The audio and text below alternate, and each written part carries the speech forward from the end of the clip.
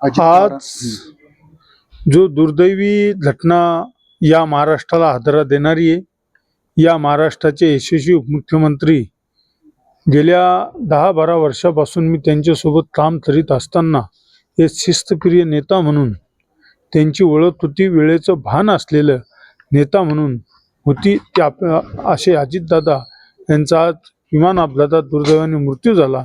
मी बदनापूर अंबड विधानसभेचा आमदार म्हणून त्यांना भावपूर्ण श्रद्धांजली अर्पण करतो. परंतु अजितदादा सारखा नेता या महाराष्ट्राला लाभला आणि तो दुर्दैवाने गेले, ही सगळ्यात मोठी हानी आहे. जसं स्वर्गवासी गोपीनाथराव मुंडे साहेबांची आम्हाला आठवत आहे की अचानक निधनाची बातमी आली, त्याचप्रमाणे आज अजितदादा यांची ही बातमी आली.